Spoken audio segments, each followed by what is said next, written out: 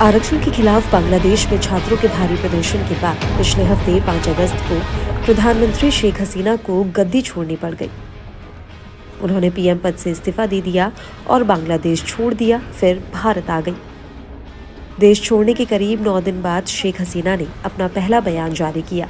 साथ ही देश में हिंसा करने वालों को सजा दिलाने की भी मांग की।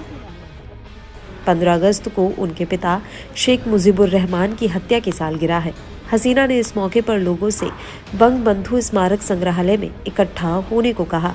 शेख हसीना के बेटे सजीब वाजिद रॉय ने सोशल मीडिया प्लेटफॉर्म एक्स पर उनका बयान शेयर किया। उन्होंने अपने बयान में क्या क्या कहा है, विस्तार से आपको बताते हैं। शेख हसीना ने क्या क्या कहा।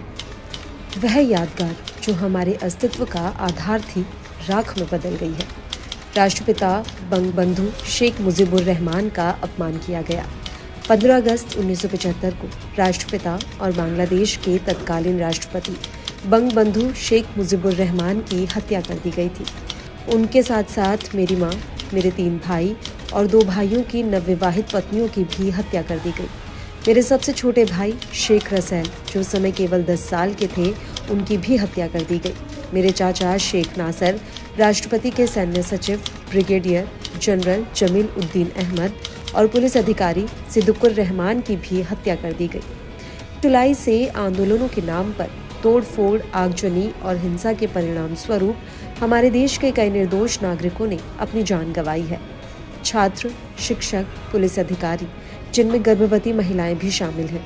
इसके अलावा पत्रकार, सांस्कृतिक कार्यकर्ता, नेता, आवामी लीग के कार्यकर्ता, पैदल यात्री और विभिन्न प्रतिष्ठानों में काम करने वाले कई लोग आतंकवादी आक्रमण का शिकार हुए और अपनी जान गंवा दी। 1975 में जिस घर में नरसंहार हुआ था, उसे हसीना और उनकी बहन रेहाना ने देश के नाम कर दिया। उन्होंने उसे स्मारक संग्रहालय में बदल दिया। बांग्लादेश अब दुनिया के विकासशील देशों के बीच सम्मान का स्थान रखता है। मुझे आपको ये बताते हुए बहुत दुख हो रहा है कि आज वो सब राख हो गया है। हमारी जीवन रेखा रही स्मृति को जलाकर राख कर दिया गया है। ये राष्ट्रपिता बंगबंधु शेख मुजीबुर रहमान का घोर अपमान है।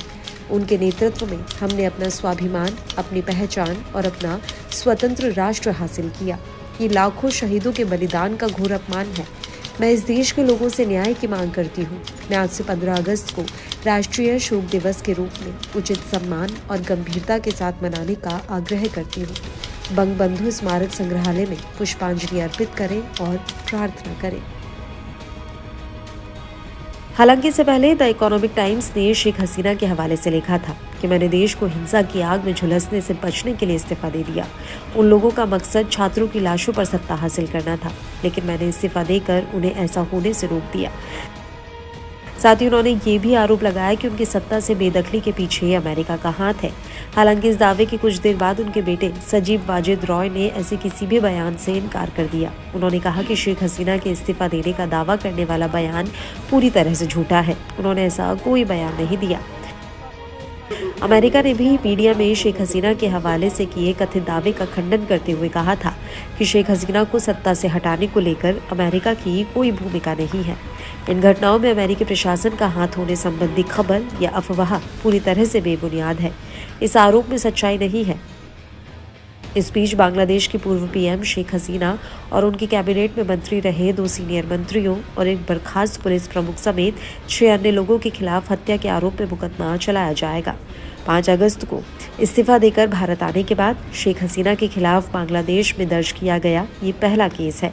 हसीना और 6 अन्य के खिलाफ ये मामला पिछले महीने हुई कई हिंसक झड़पों के दौरान किराने की एक दुकान के मालिक की मौत को लेकर दर्ज किया गया है।